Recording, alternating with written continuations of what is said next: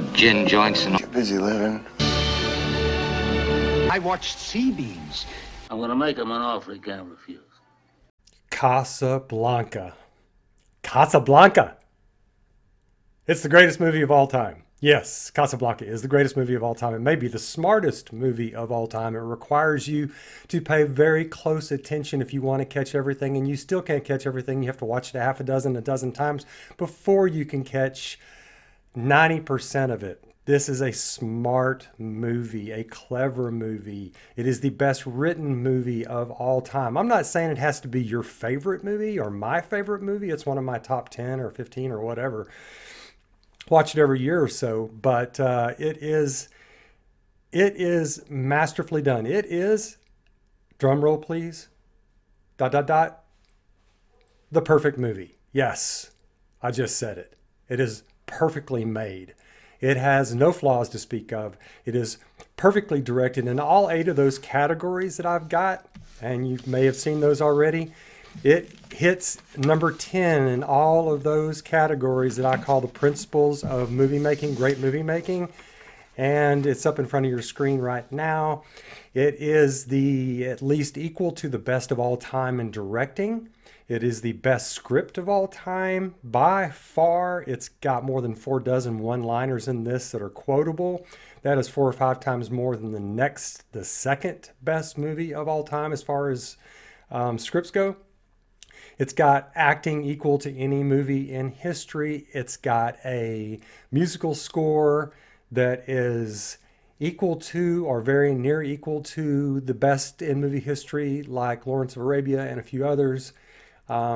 It's got fantastic characters and, of course, the drama, the mystery, everything in this movie. It's got war. It's got love. And it's got the redemption of a human being, of Rick Blaine, the head of Rick's Café Américain in Casablanca. But that's what Casablanca is about. It's about the redemption of Rick.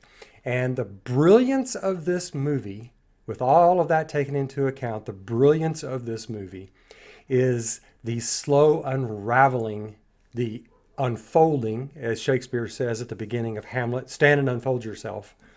It is about the unfolding of Hamlet. This is about the unfolding of Rick, his character, from a stoic, hard-shelled,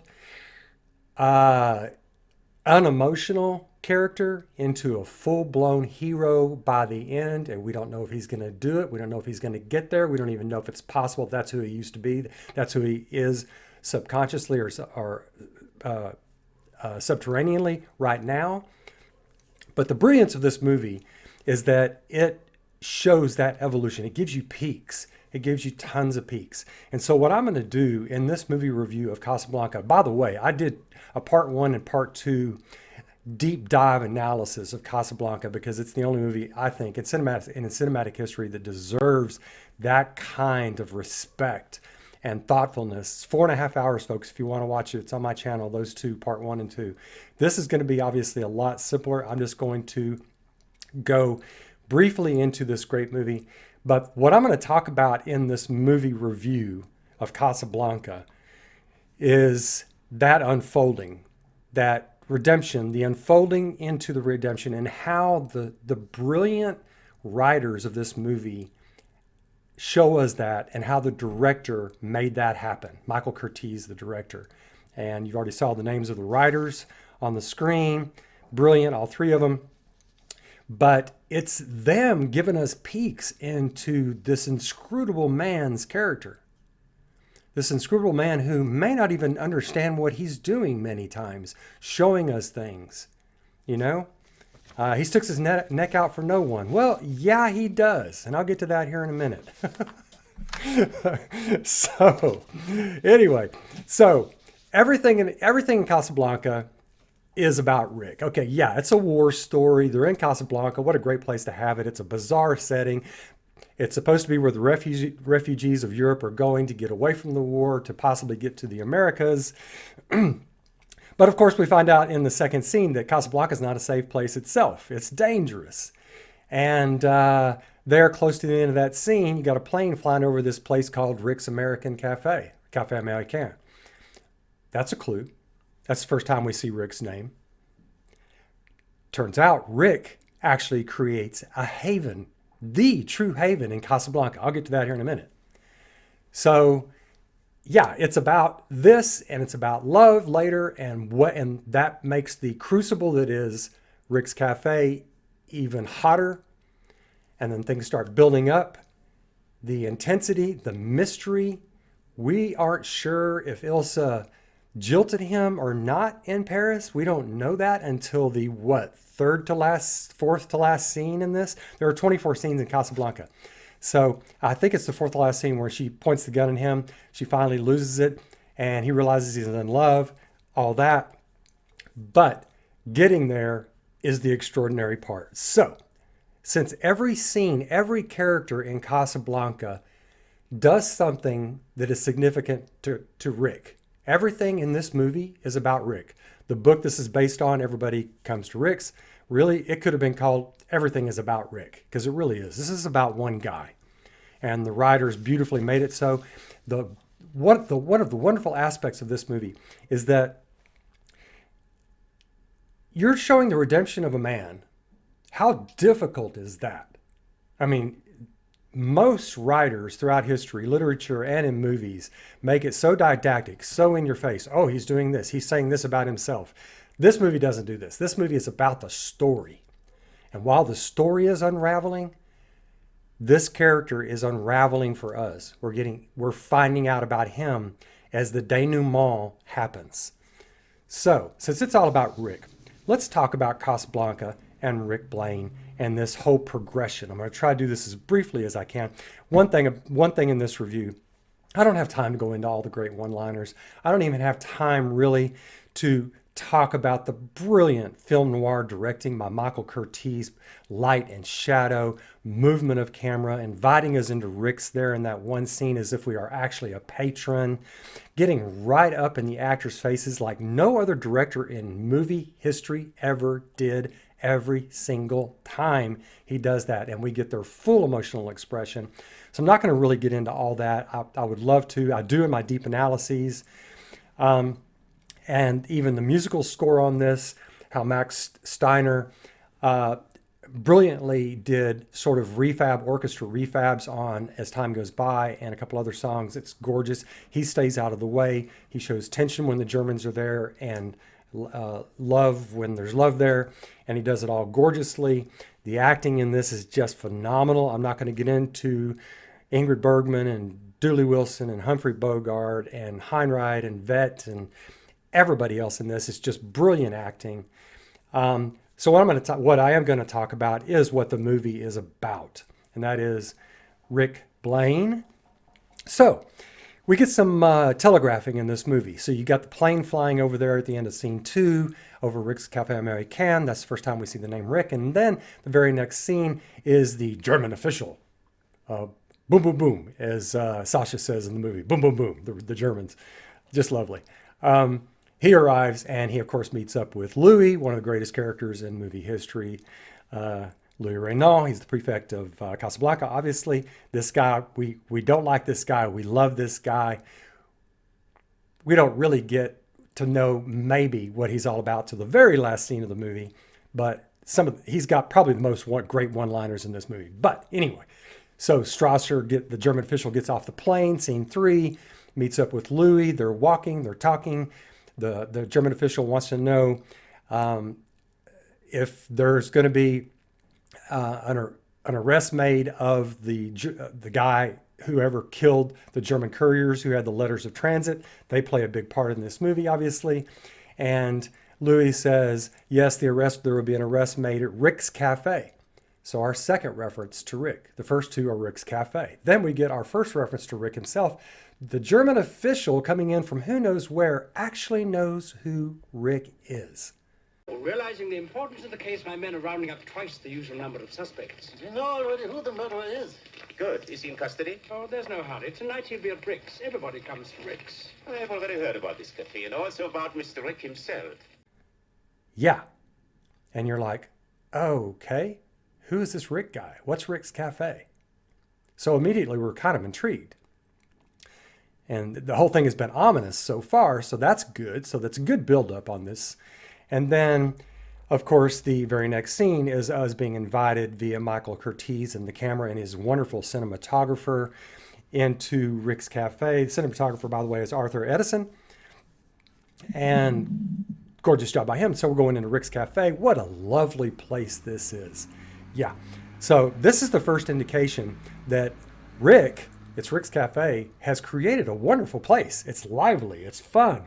People are undergoing machinations to try to get out of Casablanca. So it's a safe place to evidently do your business, even though they're being careful. But anyway, it's a great place. It's a haven. So whoever this Rick is, he's created the actual haven. Isn't that some irony right there? The guy who doesn't want to stick his neck out for anyone has created a safe place. And so anyway, yes. So then the next reference we get to Rick is that the lively little woman at the table, rich woman at the table, who says to wonderful Carl, whom we all love, right? Says, why don't you ask Rick to come over and sit down with us? And of course, she finds out from Carl that Rick doesn't sit down with his guests. And how about the one-liners there in that exchange? What makes saloon-keepers so snobbish? Perhaps if you told him I ran the second largest banking house in Amsterdam. The second largest? That wouldn't impress Rick. The leading banker in Amsterdam is now the pastry chef in our kitchen. We have something to look forward to. So, two references to Rick's Cafe, two references to Rick himself. Still haven't met Rick. And then, of course, soon after, we meet Rick's hands. Rick is playing chess. He's got a cigarette. He's got a drink. Comes up to his face. Well, this guy is gruff looking, stoic, no nonsense. He's a businessman. He's signing checks. That's our first meeting with Rick. And we're like, wow, okay, this guy's like stoic and just all business. He's playing chess in the middle of his cafe, so the insouciance is crazy. It's like, wow, this guy's confident. So, and then soon after this, then we start getting peeks, besides this sort of implied peek of he's created a haven. So we know a little bit about his character. Really. This is subtle. This is a subtle movie. I mean, you have got to think your way through this movie to see what's going on. The writing and directing is so brilliant. The acting is so brilliant in this movie. So that's one reason why I'm doing this, why I'm going to talk about this unfolding of Rick, which starts real soon. The actual unfolding starts here in just a second of his character until the final unfolding of his character, the redemption, when he decides to become a hero at the airport. So, but first, back here, we've met Rick. Very, very soon after that, people are trying to enter Rick's, and this sort of official type looking person, Rick shakes his head. He can't enter. The guy gets huffy, and the doorman, love the doorman on this, the doorman, is blocking him out. Well, Rick doesn't just shake his head. Rick actually takes the time to get up, walk over there, and give the guy a comeuppance. Your cash is good at the bar. What? Do you know who I am? I do. You're lucky the bar's open to you. Yeah. Rick didn't have to do that. He could have let his doorman handle that. There two things in this are a peek into Rick's character. He's not just this stoic, I don't give a shit, I'm in charge, I'm not going to pay attention to any one character. He cares about something. He cares enough to shake his head. Turns out it's a Deutsche Bank official. So for people who are paying attention, or people who may have a little bit of history, Rick is saying something here. You're part of a German bank. You're part of the enemy's financial system. You can't enter in here. That's huge. That is a huge hint into this man's character. This is the beginning of the unfolding, where we're starting to realize who he is. Then he gets up. It gives the guy his comeuppance. And so he took it a step further. So that's big already. And so already also, you're seeing that he can be passionate about something. He's not just a stoic character. So that's really interesting. So, of course, the next scene right after that, during that whole thing, Ugarte, the criminal who actually killed the couriers and took the letters of transit, sneaks by and gets in. The criminal is allowed in. It's part of the subtle humor in this movie. If you blink, you miss it. And the German official is not, bank official is not let in, but the criminal is let in. The criminal who killed the German couriers and took the letters of transit. How about that? So he sits down with Rick, and we find out some more stuff about Rick, right? So Rick is pretty amiable with Ugarte, and Ugarte even breaks Rick's rule, sits down with him. Rick doesn't do anything about it, so we know that Rick is lenient towards people he kind of likes, and that's a bit amiable, but he's still quite gruff with Ugarte. And then Ugarte says something to Rick about what do you think of me? And Rick has that famous line. You despise me, don't you? Well, if I gave you any thought, I probably would. Yeah, it's wonderful. I've used that many times. Yeah. And then Ugarte goes on to say, because you despise me, you're the only one I can trust. And this says something a lot. This says a lot about where Rick is, his neutrality. His equanimity, I should say. Rick is the same with everybody. He doesn't take sides. At least he doesn't think he takes sides. He just showed that he does with the German bank official, but he doesn't outwardly take sides for people to see. But that second word that Ugarte uses is trust. He trusts him. So we know now that Rick is somebody you can trust. Trust with something your life depends on. But even more on this scene, as far as Rick is concerned, why the hell did Rick take those letters of transit? They're the most dangerous documents in Casablanca. You can die if you have those in your hands, in your possession. Rick takes them and hides them.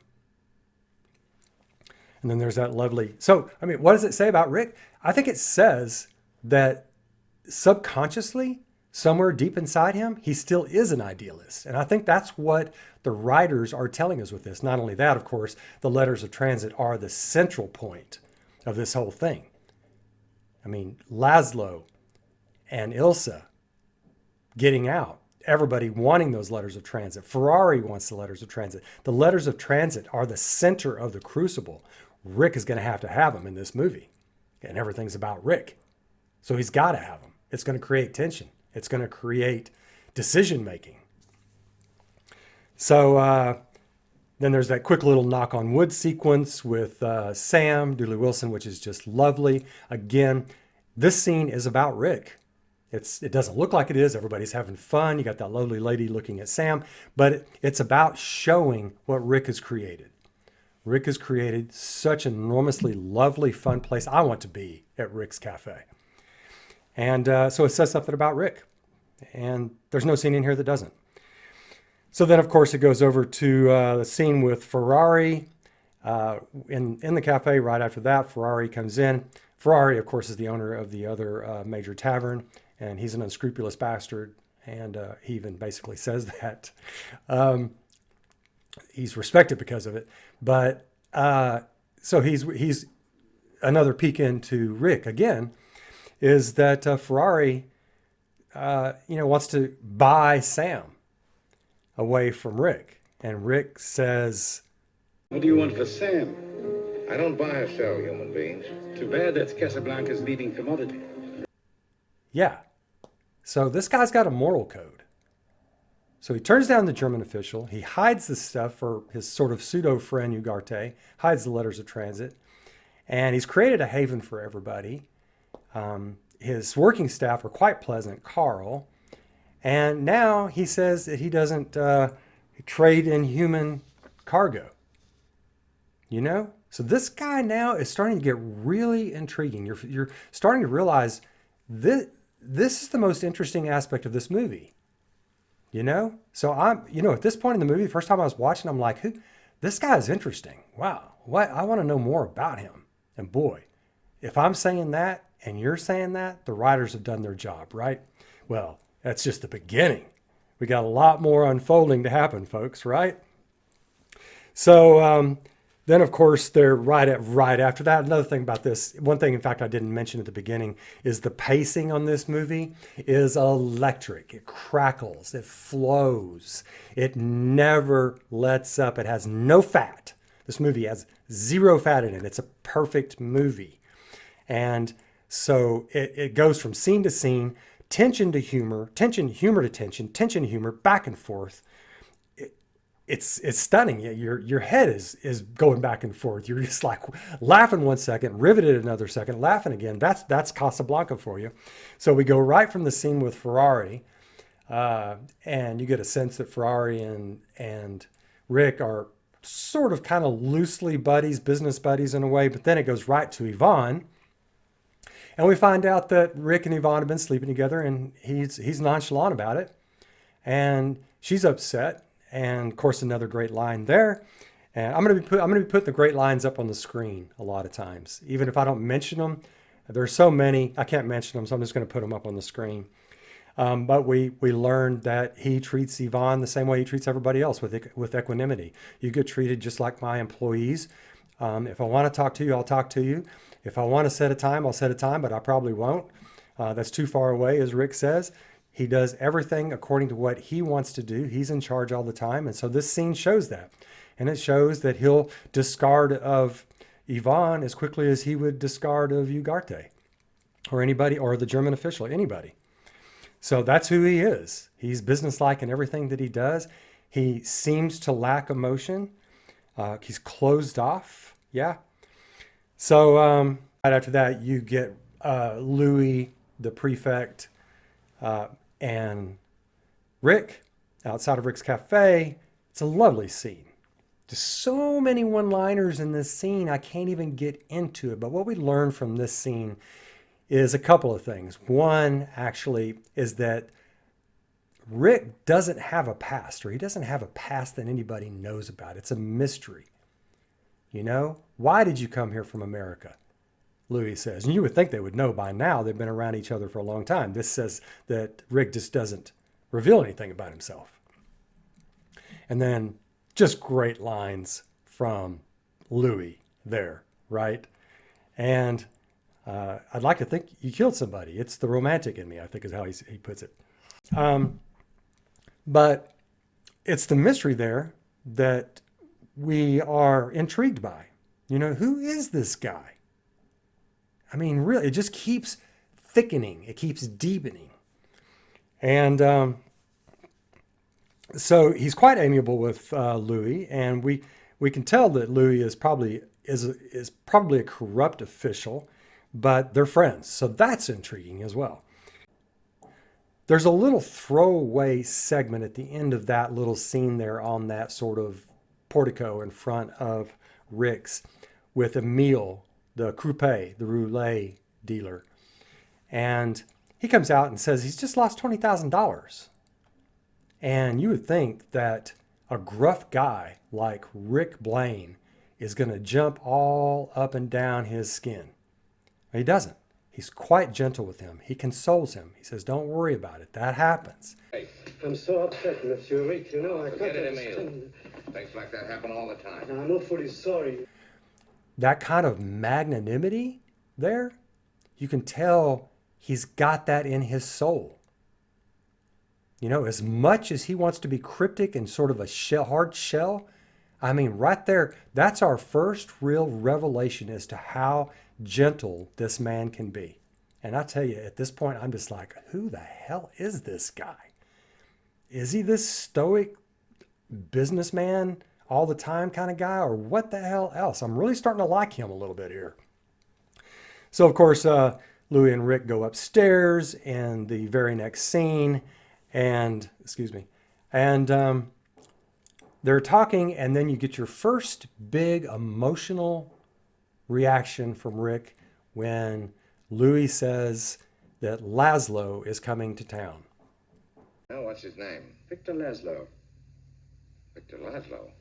Rick, that is the first time I've ever seen you so impressed. Well, he succeeded in impressing half the world. And, of course, Laszlo is the leader of the underground movement, the hero of the underground movement, the leader of the fighting for freedom against the Nazis, against the war, powers, whatever, however you want to call it in the movie. And Rick is surprised, like genuinely thrown off by that, and admirably thrown off by that. And of course, Louis says that that's the first time he's ever seen him be impressed. Even though Rick had a little quip with Ugarte, yes, Ugarte, I am impressed. You know, where he does that whole thing. Of course, he wasn't. He was being snide. But this time he actually is impressed. So now, another unfolding of his character, another peek into his character. Now we know that there's something heroic in his character to respond that way to hearing about a hero coming to town. Really.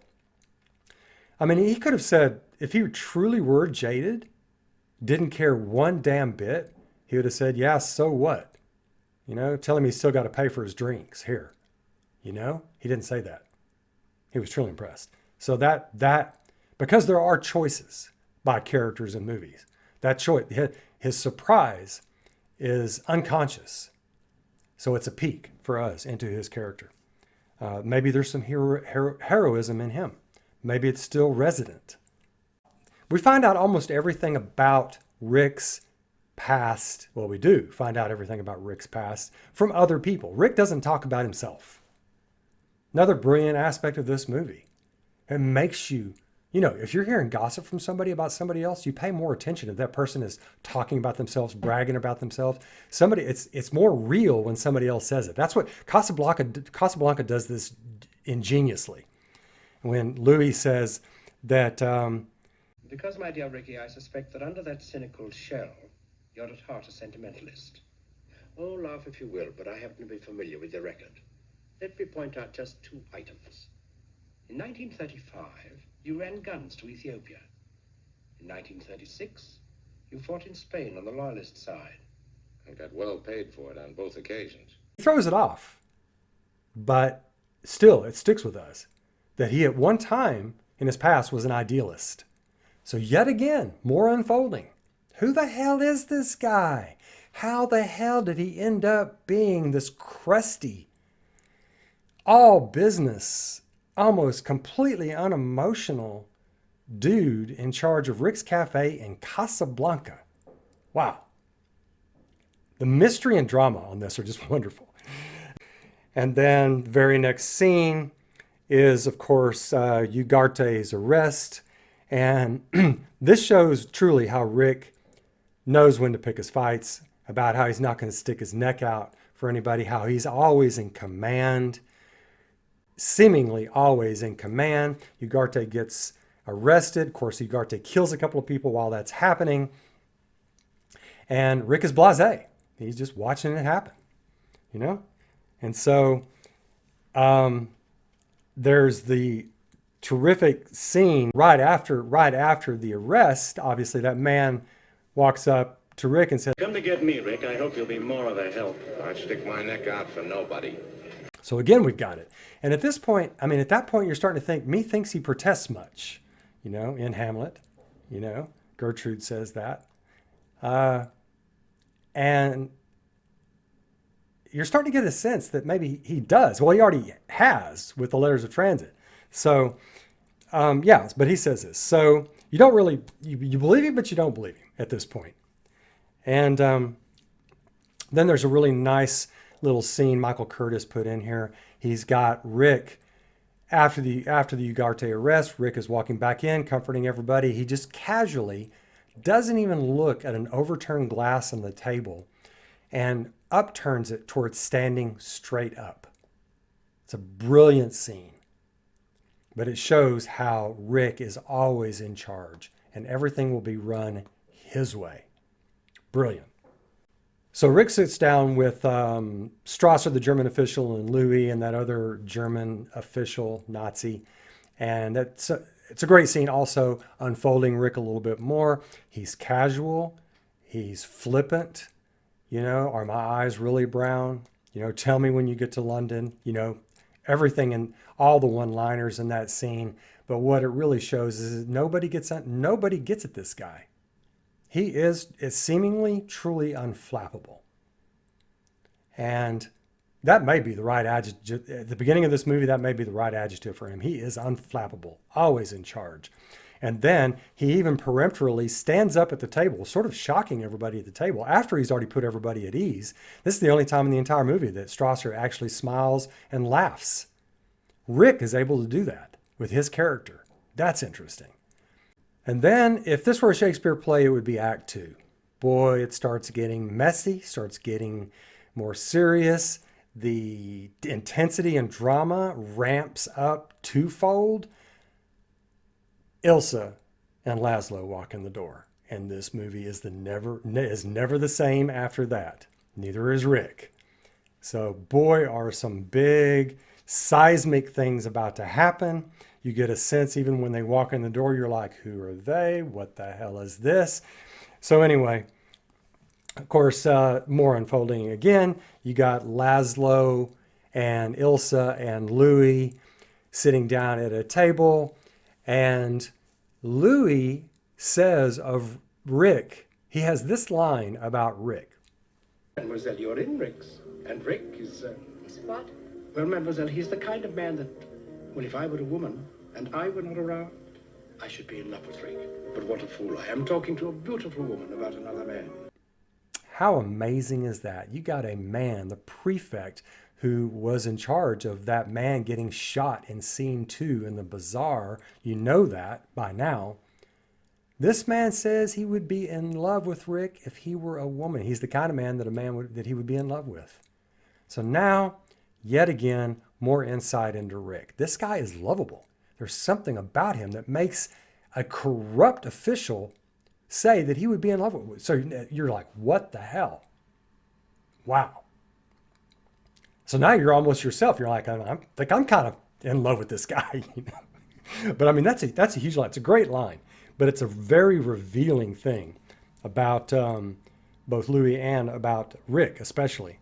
He's the leader of the underground. He meets with the jewelry guy, Berger, and then Ilsa goes over to Sam. Of course, they'd exchange sort of startled, worried looks when Ilsa walked in. Talk about your foreshadowing, what the hell is going on here. She goes over, they're very pleasant with each other. It's obvious that they were friends, are friends, whatever. And Sam says something that heightens the mystery and tension. Leave him alone, Miss Elsa. You bad luck to him. What? What the hell happened? Talk about creating more history, more mystery and tension and drama. It's like, okay, now I got to know. What the hell? Who is she? What the hell happened? So it's just incredible. And this pulls Rick into potentially some sort of love thing. So this is going to be a new unfolding of his character, it looks like. And yes, of course it is, as we all know. And now we know that, or it's seeming like that that he was in love. So not only is Louis saying that he is lovable, but he was lovable to this gorgeous woman, the most gorgeous woman you ever saw. And so then you've got, of course, Ilsa having Sam play as time goes by, and then Michael Curtiz stays on her face for 10 seconds. During that 10 seconds, now you know they were in love, Rick and Ilsa. And man, was it some kind of love for her to look that way. That's brilliant acting, tears in her eyes. And now we're utterly hooked, aren't we? I mean, we're only about 26, 27 minutes into this movie, but we're absolutely, utterly, and completely hooked. I mean, completely, right here. This is it. And then,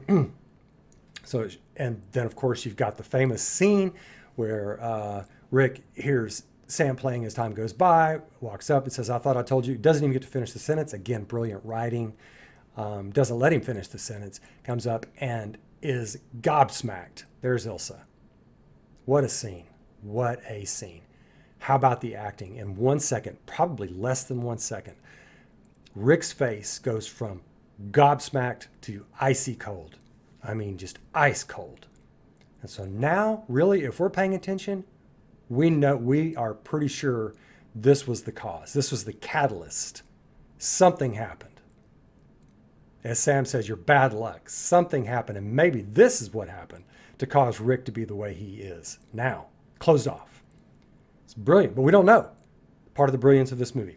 But anyway, this is the first time where Rick was impressed to hear about Laszlo. That was just a casual, reflexive impress. This is almost devastation turning into an iceberg. I mean, that's a huge difference in the character that we saw playing chess already. Wow. Wow, wow, wow. So, of course, they all sit at a table. Rick breaks his rules, and obviously he's breaking the rule because of this lovely woman, Ilsa. Everybody at the table knows this. You've got Rick and Louis and Laszlo and Ilsa at the table. Watch in this Laszlo in the background looking at Ilsa. He knows something's up between her and Rick. First couple of times I watched this movie, I did not see that. So the scene later on where he says that they're both in love with the same woman, I hadn't really seen that coming. I should have seen it coming. It's brilliant directing and acting in this movie. There's so much subtlety in this movie that, like I said earlier, you have to watch it six or 12 times to really catch everything. It's just stunningly perfect and brilliant. So they're at the table, of course, and Rick now goes one more step as far as that hero aspect and says to Laszlo, we all try, you succeed. He compliments the hero, ostensive hero in this movie. Not a stereotype. He's fleshed out pretty well, but he is meant to represent what Rick either used to be, could be, was, or can be.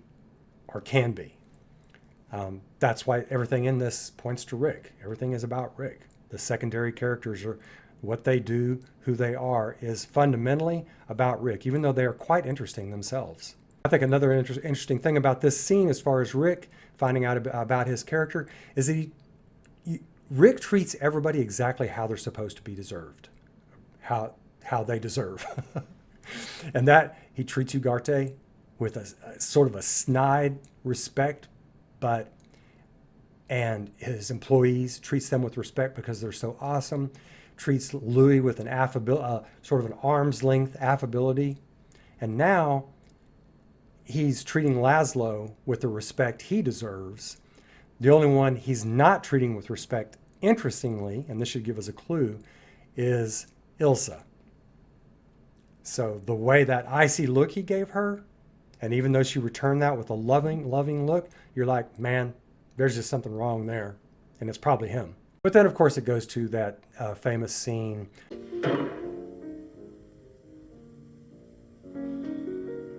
Of all the gin joints in all the towns in all the world, she walks into mine. He's with Sam upstairs. We find out yet again some more unfolding into Rick's character. He's got a friend. It's not a true equal friendship. It's a boss friend. Even Sam calls him, boss, let's go get drunk. Let's go fishing. Let's get away. No, Rick has got to feel sorry for himself. So here we go. Here's another peek into this character. What happens when you shut out the entire world, you shut out emotions, you shut out love? Well, you start feeling sorry for yourself. Maybe you even get a little bit petulant, which we'll see later. And of course, he's getting drunk, which is a sure sign that somebody's not dealing with an emotional situation. And then it goes into the famous Paris flashback. I'm not going to really go into this 8-minute flashback, except to say that it's just wonderful. It does show Ilsa and Rick being in love. The unfolding in that scene is the fact that truly, Rick was in love. And it's just brilliant acting, brilliant directing, brilliant musical score in that. Brilliant directing. I think I already said that. Yes, it's brilliant directing. Everything is brilliant. But he was in love. And so now we've got confirmation. And that's in the past, obviously. Paris was in the past, a couple of years previous, whatever. But so he was.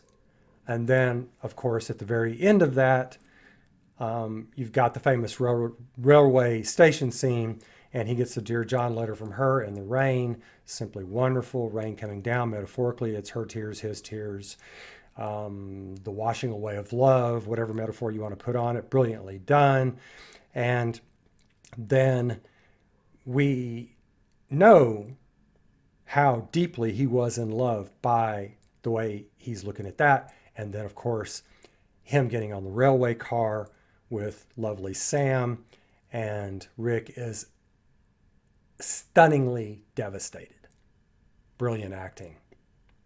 But now we know why Sam, you're no good for him. You're bad luck. There it is right there. But we don't know why it happened. Why did she send that Dear John letter? There's some hints in the letter, you know? It's not a nasty Dear John letter. I mean, she says, God bless you, you know? So what's up with that? But anyway, so now we've got some insight into his character about what happened. And we're pretty sure at this point that that's why he is this closed off, sort of gruff person that he is. And then, of course, you've got the next scene with Ilsa walking in. Incredible directing on that as well, with the lighting and everything else. She tries to tell him what happened. He won't let her. He gets insulting and petulant, and actually basically implies that she was a whore or a slut back in Paris. She's not going to have any of that. She takes off. The unfolding as far as this character in that scene is we understand the degree of petulance and closed offness, shut downness that he's come to. Who was it you left me for? Was it Laszlo, or were there others in between? Or aren't you the kind that tells? So it's a brilliant scene for that. And at this point, but you're not really sure who to feel sorry for. You know, is he right to feel this way? Because we don't know why. Did she jilt him? Was he just an affair back in Paris? Well, since he's treating her badly, we don't know. She won't tell him. She's out of here. So isn't that good directing? I mean, good writing. Isn't that brilliant writing? How they keep the mystery going. I mean, it's like, come on, we got to know. She's walking away. So we don't know yet. So the following scene is not about Rick necessarily, but it really is indirectly when we see the courageousness of Laszlo and Ilsa at the prefect's office with Louis and Strasser. They learn that Ugarte, of course, got murdered, and some brilliant one-liners there. And of course, Louis is just terrific. But here is where the tension and drama seriously start building up. The danger in Casablanca. That's what this scene is about. And it's also about showing that courage as a sort of counterpose to Rick. And maybe he was once that way. And this is who he's supposed to be. Ilsa and Laszlo. We see how utterly courageous he is, and her as well. So after Ilsa and Laszlo find out that Ugarte got killed in his letters of transit, he had the letters of transit. They go to Ferrari's, and they find out that from Ferrari that they never found the letters of transit, and that it's possible that Rick had them. So I'm getting ahead of myself a little bit because there's several things that happen in the Ferrari scene at his place that are really significant for us finding out more about the story and about Rick. Of course, there's a famous scene outside of Ferrari's with Ilsa and Rick and the tapestry seller, who goes from 700 francs to 200 francs as a small discount for friends of Rick's. Again, this movie has so much going on, it's hard to catch everything the first time you watch it. So, of course, this is where Ilsa drops. No, you see, Victor Laszlo is my husband. And was, even when I knew you in Paris. A small bomb, but not the big bomb. The small bomb is she was married back in Paris. And that look on Rick's face when he finds out, wow. So again, we know that Rick, this stoic Rick, is capable of love, capable of devastation. So now this is the second time we've seen devastation on his face, maybe the third time that we've seen it. So that whole stoic guy that we saw there at the beginning, that gruff, crusty guy, yeah, he's still there. There's still that protection, emotional protection he's got built up. But we're finding out so much about him. He's actually vulnerable. He can be hurt. And it really makes you sympathize for him. And at this point, we still don't know the reason. Ilsa, for some reason, I mean, really, you almost have to get mad at her. She doesn't explain after she says they were married. She's still a little bit pissed off at Rick and doesn't say why she left, why she sent him a Dear John letter. So he still doesn't know. So by all rights, he's perfectly correct to still think he got jilted. So back in Ferrari's, an interesting thing that happens that does pertain to Rick yet again. For the first time in the movie, Laszlo says, "I love you" to Ilsa. They never kiss or hug in this movie. You would think they would. They don't. There's no close contact between them. There's lots of eye contact. He says, "I love you." I love you very much, Ilsa. Your secret will be safe with me. She does not say, "I love you" back. Later on, he does it again. She says, I'll keep the secret or something like that. She never says, "I love you" back. This opens the door. This is about Rick. This is about letting us know she is open. Laszlo is in love with her. She's not in love. She loves him and loves who he is, but she's not in love with him. This is about Rick, like everything is in this movie. So, of course, they find out that the letters that Rick has, most likely has the letters of transit. The whole scene in Ferrari's is fantastic. Ferrari swats a fly at one point, and that's the way he treats people. Great metaphor. The metaphors are slung throughout this movie. I'm not even going to go into all of them. I do in those two, part one and part two. I do go into them extensively. Okay, so in that last scene, the letters of transit have to be found. Everything is coming to Rick's. They're going to Rick to get the letters of transit. One or both of them is. And Rick is in a place. He's in a mental place. So this whole thing, this setup is intense and mysterious. And you're just like, what the hell is going to happen next? Well, it moves over to Rick's Cafe. Bunch of gorgeous little scenes happen here with Yvonne and the German and the French guy bickering back and forth and getting into a fight. Rick comes up. He shows again. He's in charge of everything. You will not cause trouble in Rick's Cafe. So he still has that command, even though he's been emotionally devastated by Ilsa just previously. And then, of course, you've got Carl with that German couple and the watch. Just wonderful scene. It shows how endearing Carl is. Great people working for Rick. He's got working for him. And then, of course, the big scene with Yvonne and Jan. Yvonne and Jan, the young Bulgarian couple. This is just such a heartwarming scene. I mean, every time I watch this movie, I look forward to this scene. There's so much in this, 2-3 dozen things you got to watch for in this scene. It's the scene where we find out how magnanimous Rick's soul is, the sweetness he's got in him. Grudgingly. I mean, it looks like he's almost not going to do it, but he goes over. He lets Jan win at the roulette.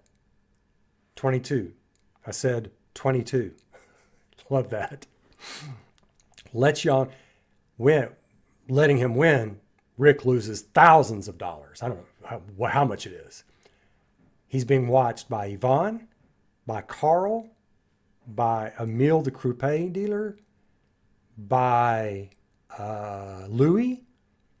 So everybody's watching Rick save the young couple.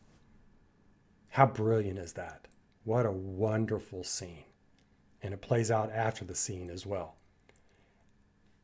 In a gorgeous way. Rick doesn't toot his own horn. He never toots his own horn. Other people basically toot it for him. They love him, how he is. His own workers love him. Obviously, Louis loves him.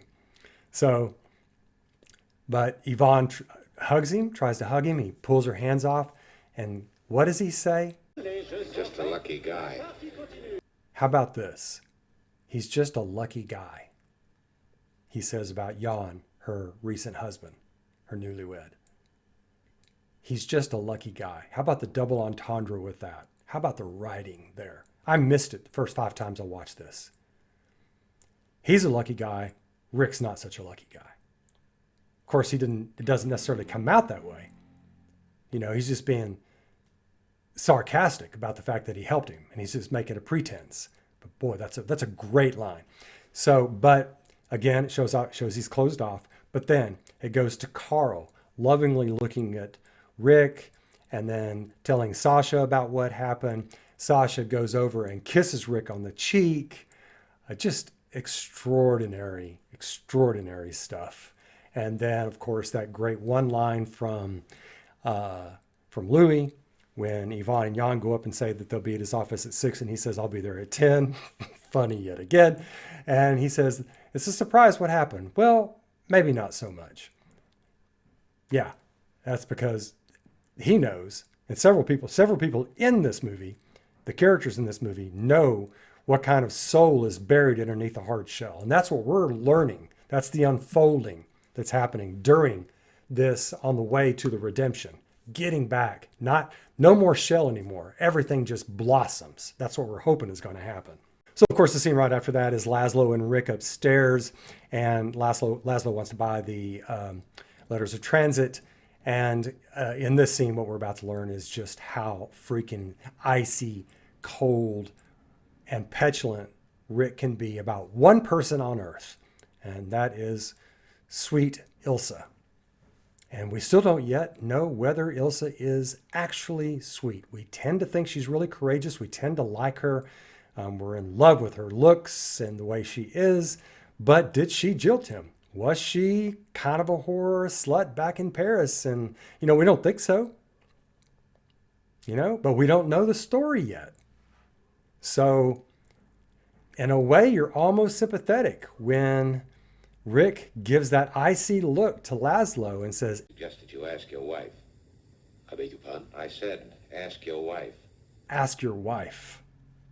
Yeah. Wow.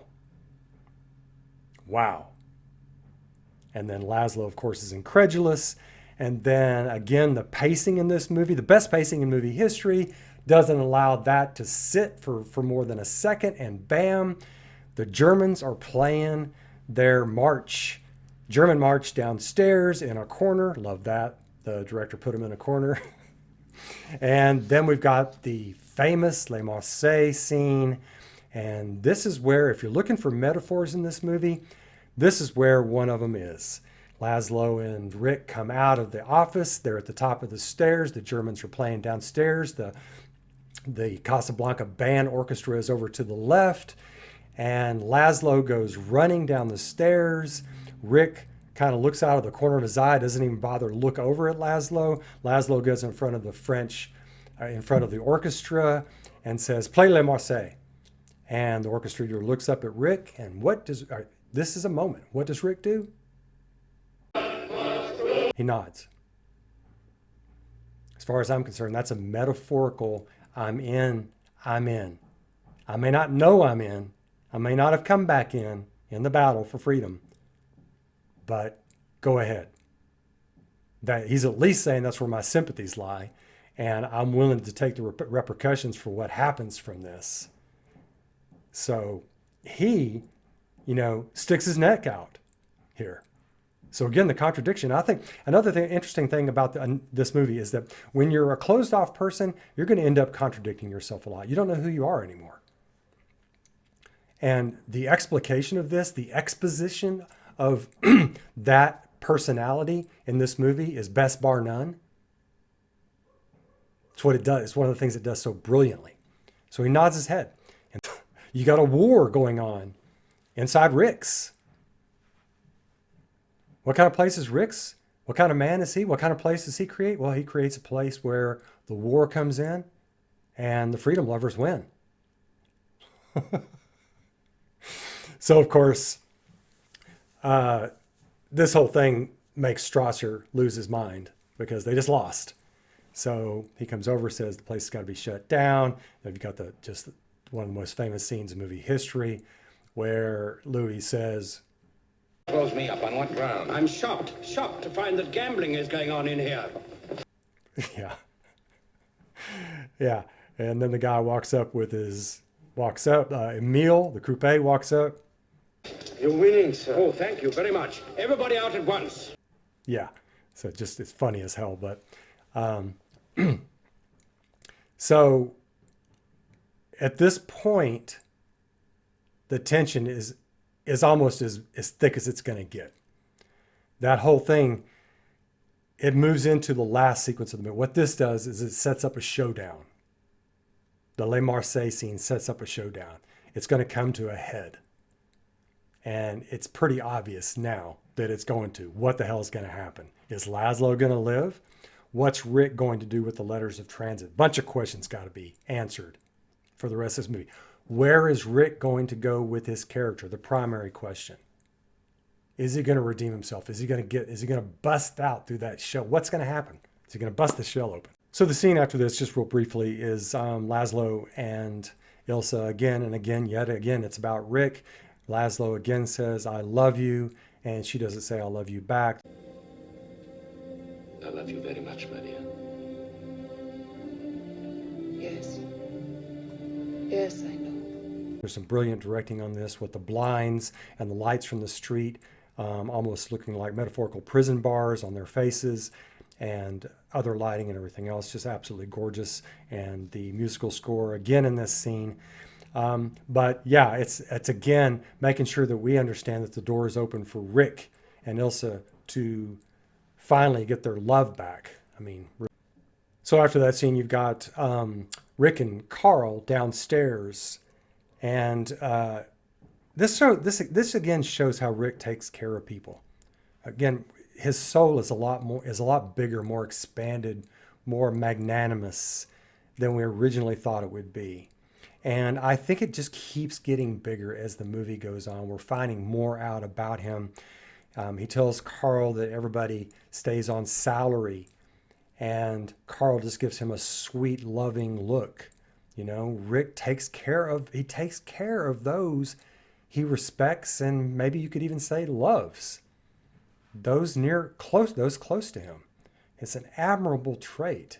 He seems to be, deep down, you know, an admirable guy.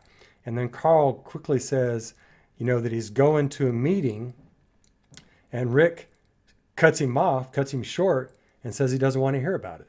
So yeah, he's not consciously jumping back in, even though he nodded the head on Les Marseilles. He's not consciously jumping back in. But I like the fact that the writers and director are teasing us. They keep teasing us. You know, when is he ever going to jump back in? You know? But obviously Rick's idealism has not even come close to fully returning, if it ever does. We do know, if we've watched the movie, and I'm sure you have, because this is full of plot spoilers. But it obviously comes back. But at this point, we don't know. For the first time watching the movie, we just don't know. And so, of course, the scene right after that is one of the most famous scenes in movie history. It's where Ilsa, while Laszlo is out at his underground meeting, Ilsa shows up in Rick's office upstairs. Brilliant scene, brilliant directing. And this is where Rick almost comes full circle. His redemption is almost complete right here. If you want to put a percentage on it, it's like 85% or something like that. He finds love again. His soul opens up. He softens up. His character softens up. Brilliant acting. Because Ilsa, who's going to shoot him to get the letters of transit, her courage is on display here. But she can't shoot him. She's in love with him. You can't shoot the person you're in love with, even for freedom, you know? So it's a Hobson's choice, as the British say. So, but then she can't do it. She says why she can't do it. I tried to stay away. I thought I would never see you again. That you are out of my life.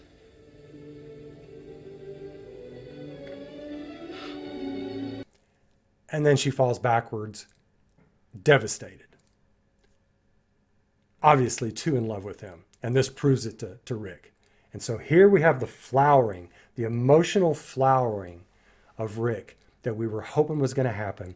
And with those little hints that she's not in love with Laszlo, yes, Rick and Ilsa get back together, and it is just exquisite. And Rick finds out what happened. Finally, here near the end of the movie, he finally finds out that she didn't jilt him. She wasn't a slut or a whore, if you want to put it that way. He wasn't a one-night stand or a seven-night stand or whatever. She found out that Laszlo was still alive. She, at that point, chose freedom, chose the fight for freedom instead of Rick and marriage. So, but this time she's not going to do it. She can't do it again, she said. I can't do it again. So it's understandable. It's really understandable. And you want it to happen. As a moviegoer, you want it to happen. So anyway, but the thing with Rick, the unfolding is, he is almost completely unfolded here. And then she says to him, I don't know what's right any longer. You have to think for both of us.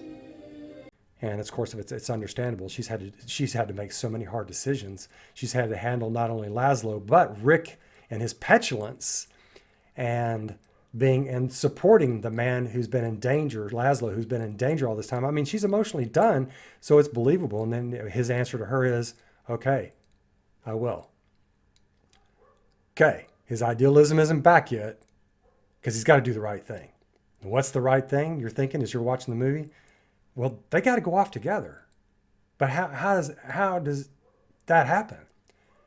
They can't go off together and let Laszlo stay behind in Casablanca and possibly die.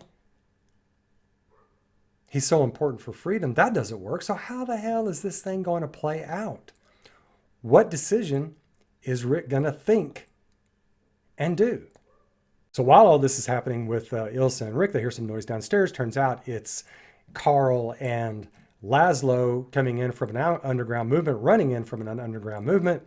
And how brilliant is that? Sweet, lovely Carl is with the leader of the underground movement in Europe. Carl. Oh my God, I just love that.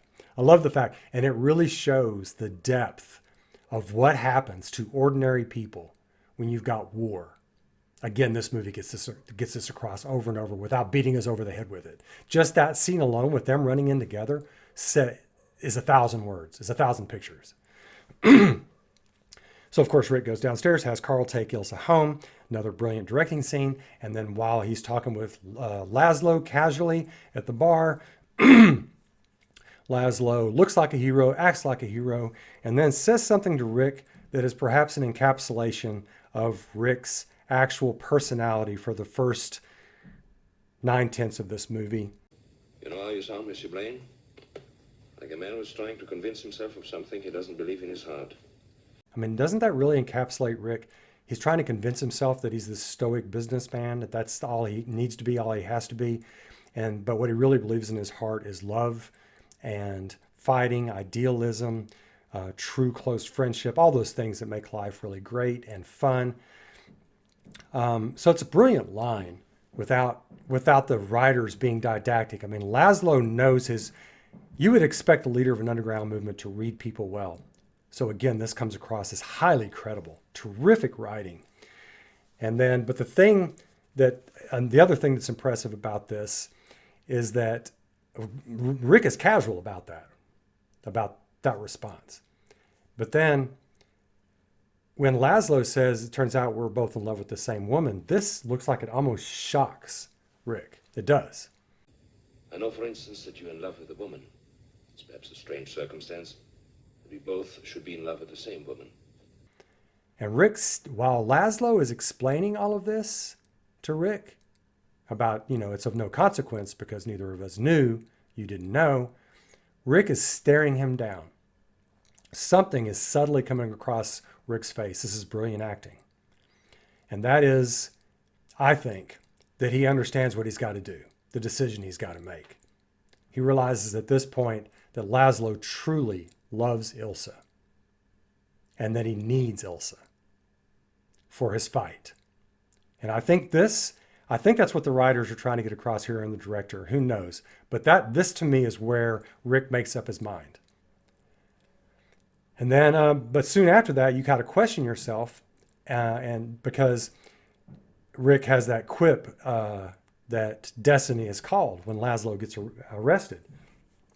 And then Rick, of course, the next scene is Rick in Louis' prefect's office, and Rick is dissembling. And this is the first time we really see him dissemble like this and trying to bamboozle Louis to get Louis to show up. The first time you're watching the movie, you don't know it's a bamboozle.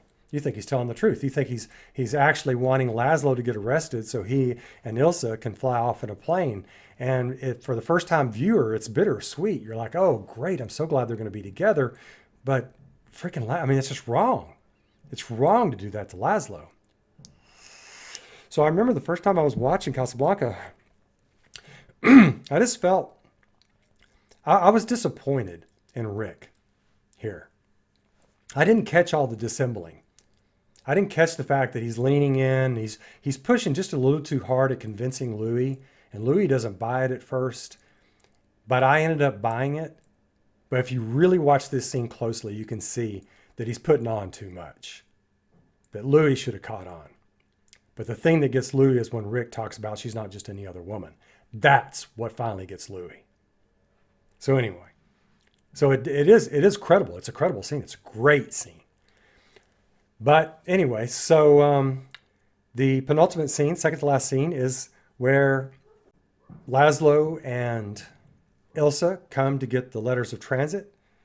And of course, Rick is supposed to have made up his mind on how everything's supposed to play out. And he is in charge. You can tell he's in charge. He's acting like he's in charge. I mean, you got a man here. Really, you can tell everything is back. It seems like he's redeemed. It seems like the unfolding is completed, but you're not entirely sure. Has he made the wrong decision? So you can't be sure yet in this penultimate scene. And of course, this scene where they go to get the letters of transit, Louis shows up, and Rick pulls the double cross, ostensibly double crosses Ilsa and Laszlo, but it turns out he's actually double-crossed Louis. And then that famous line where he's got this gun pointed right at your heart, Louis. Let me hear you tell him, and remember, this gun is pointed right at your heart. That is my least vulnerable spot. Yeah, just love that. Love Louis. So, of course, it goes to the last scene at the airport. That's that famous scene at the airport. So many famous lines. Isn't worth a hill of beans. Beginning of a long friendship.